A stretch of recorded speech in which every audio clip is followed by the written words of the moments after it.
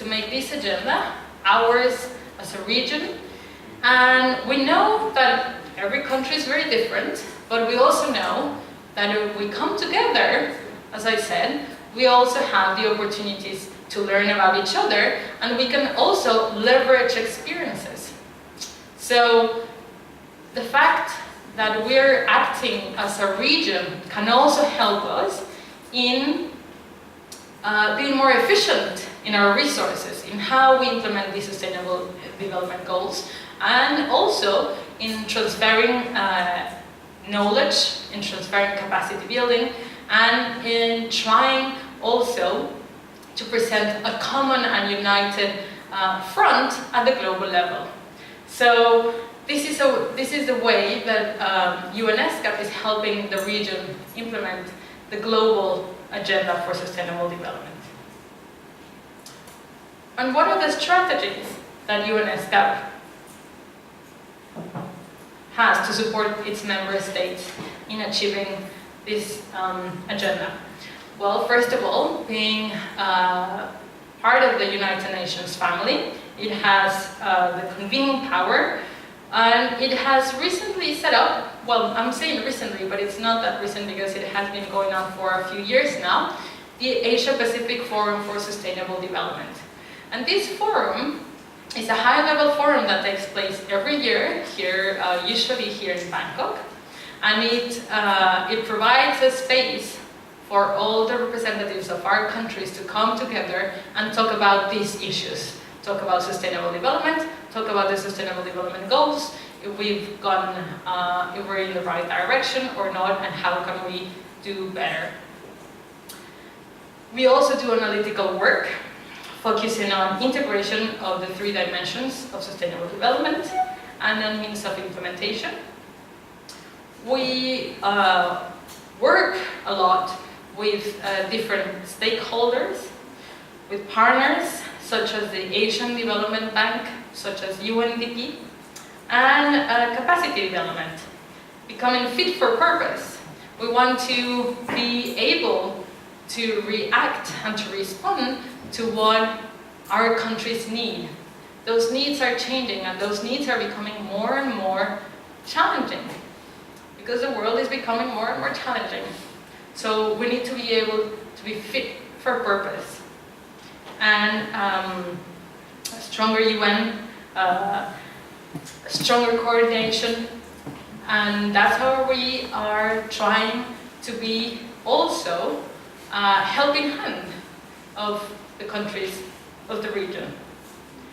So this is the presentation that I prepared, and I don't want to say thank you yet, because I want to hear from you, and I want to know if you have any questions or comments about this. And I hope I didn't go too fast, since some of you have heard about it, but not all of you. So please do ask questions, or if you have any comment, they're very welcome.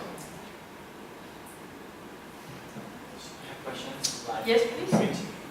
You have agenda in 2030 agendas, and you implement those programs with the government, and like what is the problem that in the cooperation with government that you have faced, you have seen it before? The UN, you're referring to the UN having problems in implementation? Yeah, with the government. With the government. I guess that the main challenges of the UN as an international organization is getting the right resources, and I think that's also a challenge for the countries. It's not always, and I'm talking about financial resources, but also about human resources, technological resources. It's not always about the money only, but about having people that are knowledgeable about certain issues or about certain countries. So we can go, where are you from? Cambodia. Cambodia, for example. So Cambodia, and not only Cambodia, but each one of your countries has a very specific they all have very specific economic, social, cultural characteristics. And I think that's one of the things that the UN tries to do, is try to adjust to those characteristics, because we cannot go in as partners and just implement one solution that has worked in another country just because it has worked in another country. We have to adjust the way we work, the way we propose our programs. So I don't know if that answers your question. What I'm saying is that we don't have one answer or one magic key that will solve everything.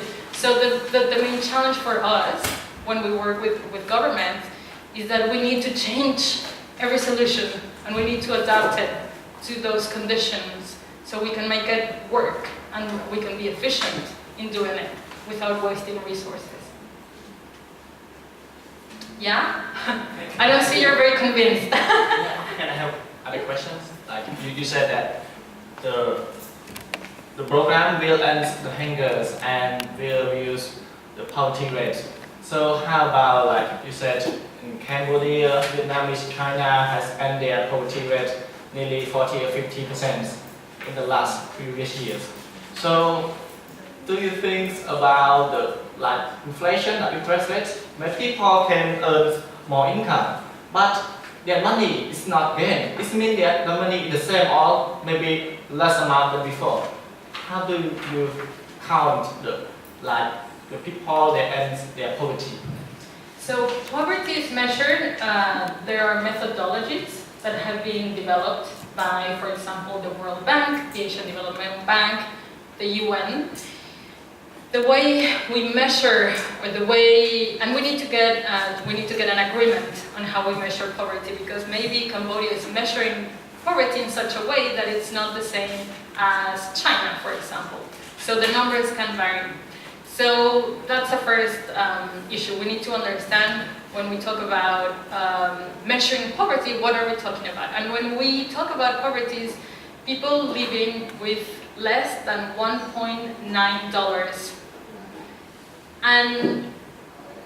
And you're right. What happens with inflation? What happens with money today is not, the following day is not enough. You're still earning money, but it's not the same. And that's where inequality is going. And that's why this agenda is even more ambitious, because we need to tackle all these issues. So we need to think about the fiscal policies to reduce inflation. But we also need to talk about, or to think about, how those fiscal policies will not have a negative impact on our trade. And we also then need to think about how our trade will not affect our natural resources. But then we also need to think, if we protect our natural resources, how do we not affect trade? And then we have a very challenging environment. But that's what we try to do.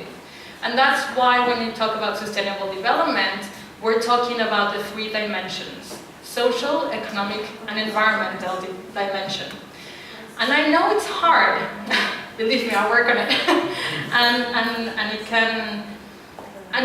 It is very challenging, because we are taught from very young ages to think in a very unidimensional way. So if you like maths, you like maths. If you like drawings, you probably like art. Or if you like sciences, but we need to start thinking in a much more holistic way, in a much more integrated way. So when we're implementing a program, a project, a policy, we think about what are the consequences.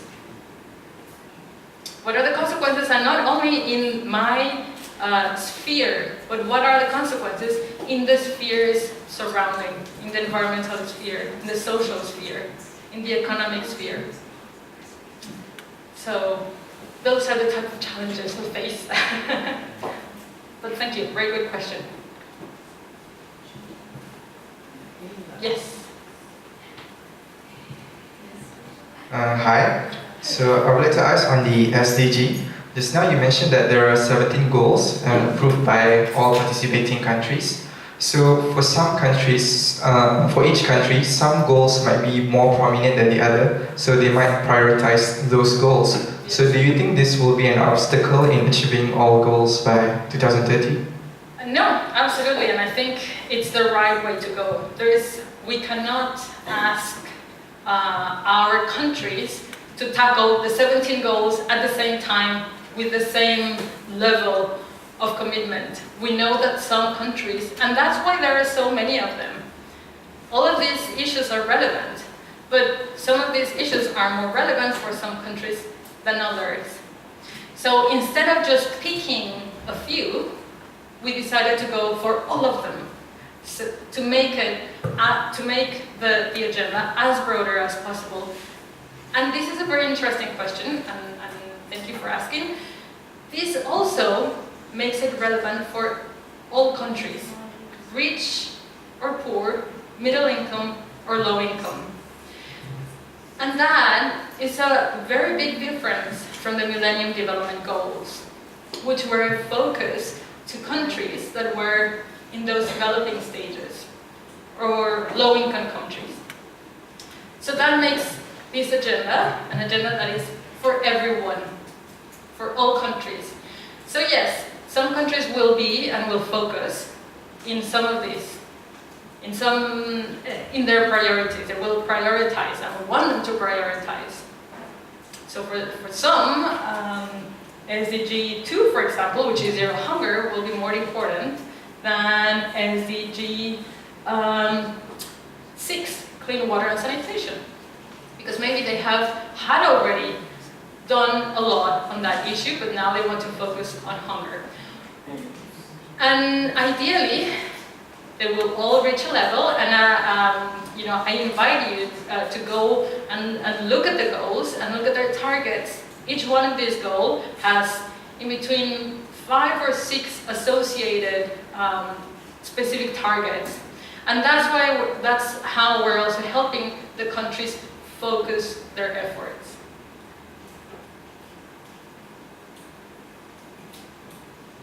Any other question or comment? Yes?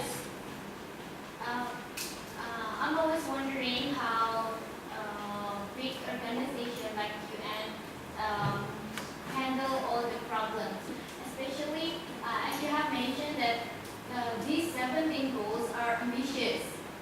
Can you please explain it in a simple way how to approach even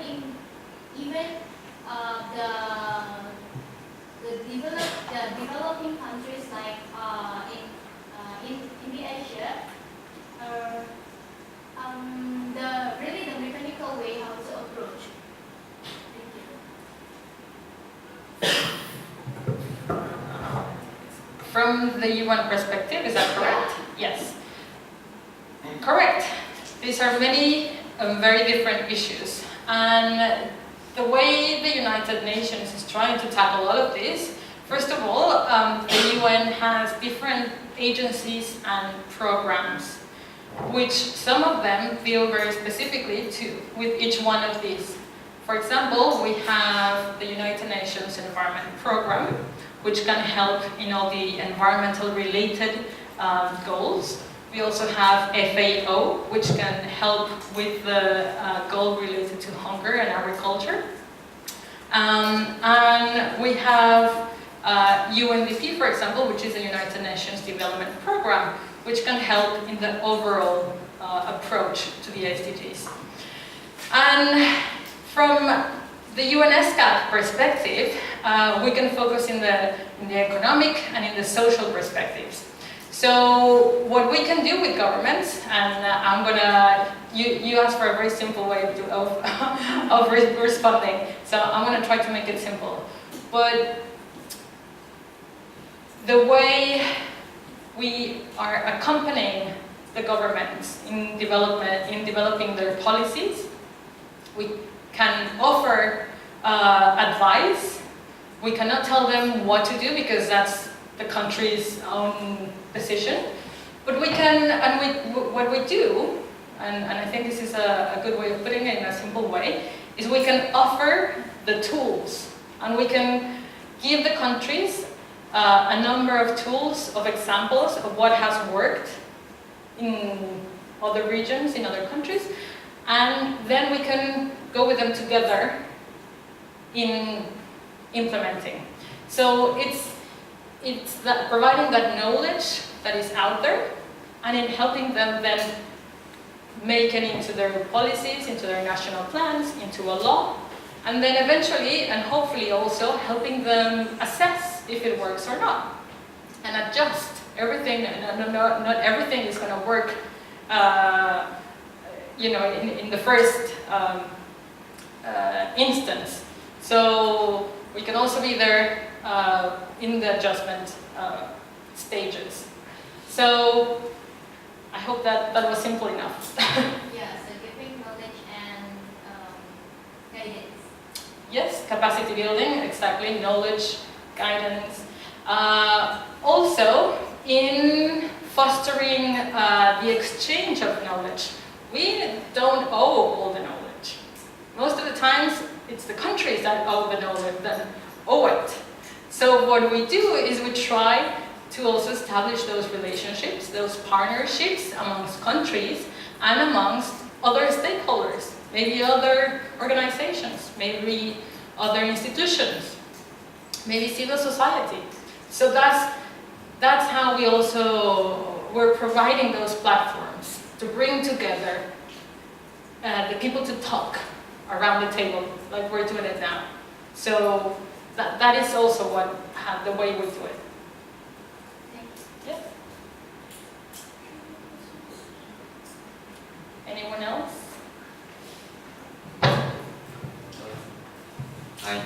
Is this SDG anticipating any changes of the goal in the near future? Because there might be some major issue that never existed before, but come into surface after several years.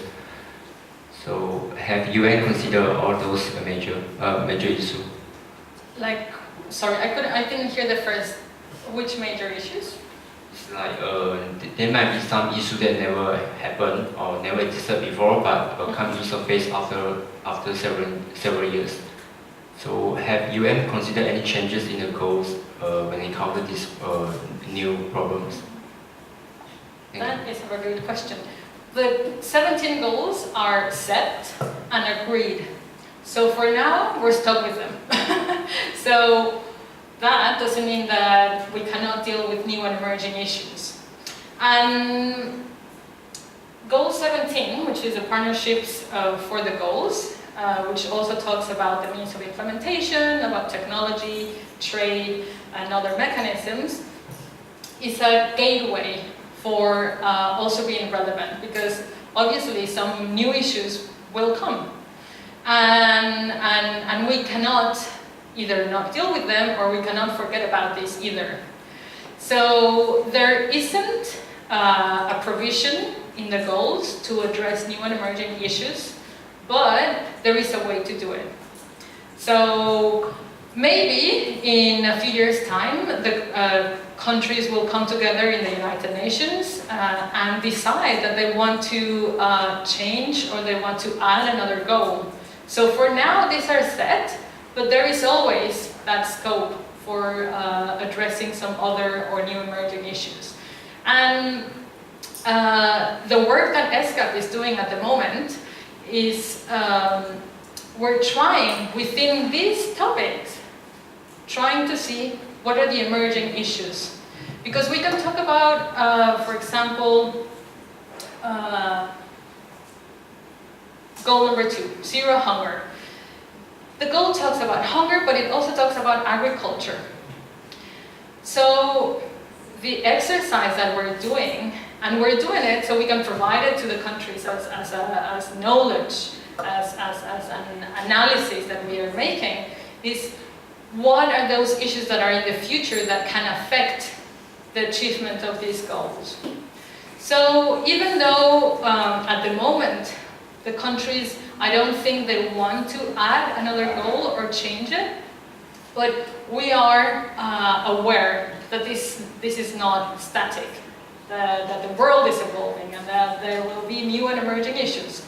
And that's what UNESCAP is doing at the moment, and this publication is going to be out around March, in which we're going to be doing a very brief analysis of each one of these goals.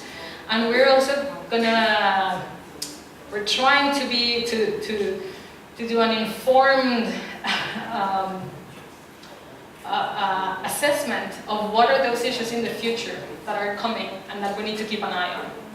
So that is also part of our work.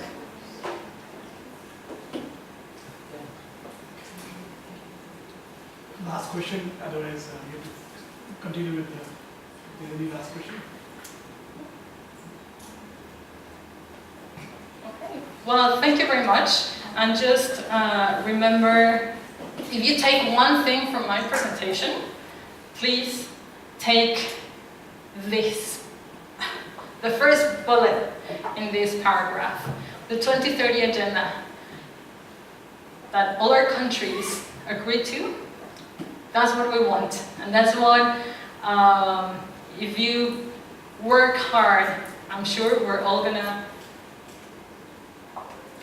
eventually work towards ending poverty and hunger everywhere in minus 15 years now, but 2030, it's not very far away. So thank you very much, and I hope this presentation was useful. Thank you.